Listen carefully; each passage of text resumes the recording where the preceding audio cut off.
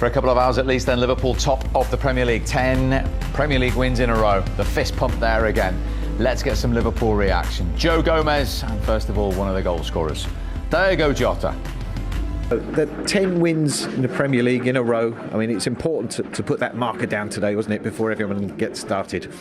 Yeah, beginning of a new cycle today was really important. People coming from all over the world, playing early kickoff is not easy.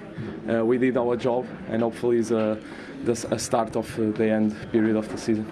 So it was a tough game in every respect, wasn't it? A little bit nervy until the penalty punctured the tension there. Yeah, I mean, that's the nature of the Premier League. We know every game's not going to be easy, and they put up a tough fight, and you know, we're urging, and they're going to be an organised side and well drilled, and yeah, it was definitely a tough game right to the end. That first goal, Diego, that's a big moment, a glancing header, a smashing cross as well, wasn't it? Yeah, to be honest, I told him before the game he was going to get an assist. We kind of against Nottingham, I had a few crosses from him that I didn't know really what to expect. Today I was confident and I told him, and fortunately for us it happened. I saw a little smile on Trent's face as that ball went across. Yeah, I mean, obviously Trent's a top class player, and we know what he brings to the side, and it's naturally not my normal position, but yeah, I mean, playing there and obviously Jots, like he said before the game, so maybe he spoke it into existence for me. Joe, it's just your second Premier League start. You obviously want to play more. You didn't do any harm to those chances today. Yeah, I mean, but that's the nature of being at this club. I think we're fighting for all competitions, and it's a tough environment to be in, and we have to push each other each week, and that's the job of the squad sometimes. You have to train well and wait for opportunities. And the games are piling up, Diego, aren't they? But that's where you want to be. That's what it's all about at this stage of the season, isn't it? Yeah, that's where we want to be in the beginning, in this last period of the season, in every competition. That means that you play a lot of games, and we will be ready for it.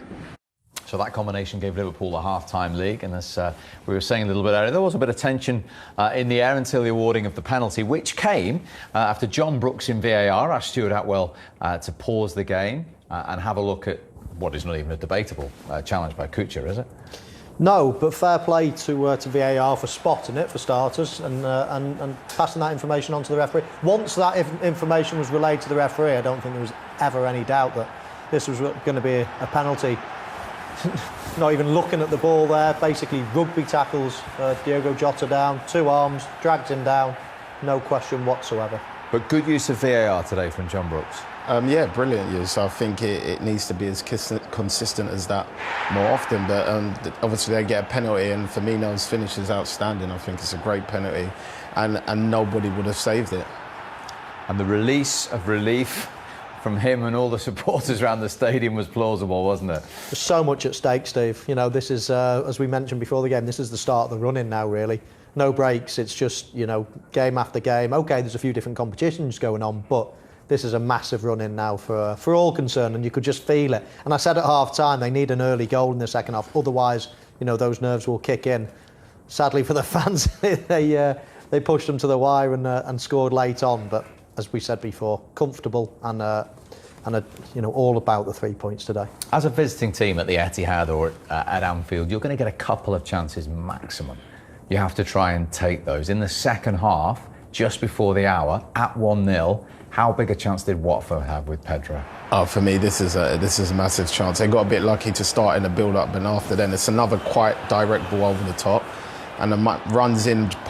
Pedro runs in. For me, he has to caress it. I think Mo will tell you as a striker, when you get in those positions, the only way the ball comes back is to kind of whip it, and he goes with power.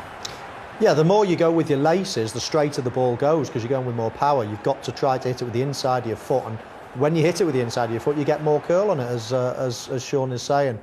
He actually probably set it out exactly where he should have been setting it out. Yeah. It was just the type of finish, hitting it too hard with your laces. It's hardly going to move at all. They also had a chance in the first half, just prior to the goal that we just heard about from Gomez and Jota. 34 seconds in between the two incidents here, Sean. Yeah, well, we spoke about this before, them getting in behind the fullbacks, and he's got to do it. He hits the target, but I think he should do a little bit better of that. I think he could have been a little bit more creative. Then it goes down the other end, And you know what Liverpool are like when they do get the ball out wide. Normally it's out to Trent, and you know what sort of delivery he possesses. But Gomez put in a Trent-like ball, and it's a great header from Jota. Yeah, you see Mo Salah just in field there as well. It almost pins the fullback inside, and it allows that overlap. You know, the fullback can't quite get out to him, Sean. You see Salah there, he's like, oh, can I go? And until he passes him on, but that's the enough time. Should be more communication here. But from Jota's point of view, I mentioned at half-time again, there's the cross where he's going to be aiming for. And it's all about time. And when Gomez hits it, how long the ball is going to take to get in that area, and how long do I need to get onto that cross? And that, all those things, constitute in what you'd call timing of a run. And he is one of the best exponents of it in the Premier League. Great header of the ball, but his timing is right up there with the very best. And for someone of his 5'8" nature, nobody since he signed for Liverpool has scored more Premier League headers than him. Quite astonishing. It is. I mean, you've got great crosses of the ball in the team. Even when Trent's not playing, you've got Gomez. He whipped in a couple of great balls today. So Liverpool are a crossing team. If you think of something like Manchester City, as a comparison, they're very much, they cross, but from closer inside, a lot of cutbacks. How many times you see Raheem Sterling just tapping it in from 5-6 yards?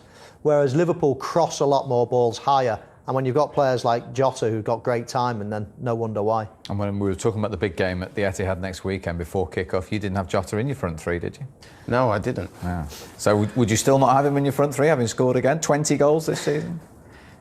Well, I would like to squeeze him in there, but I picked my front three because of just the way I like the way they play together. I feel like it would just work. But Jota, since he's got there, he's been outstanding from last season and this season. Whenever he's called upon, he always scores important goals at important times. And that was a very big one, as indeed was that win for Liverpool. So they have the 3 points. Jota had his 20th goal of the season. Jurgen Klopp has his 10th win in a row. Now it's over to Pep Guardiola and Manchester City, who are away at Burnley.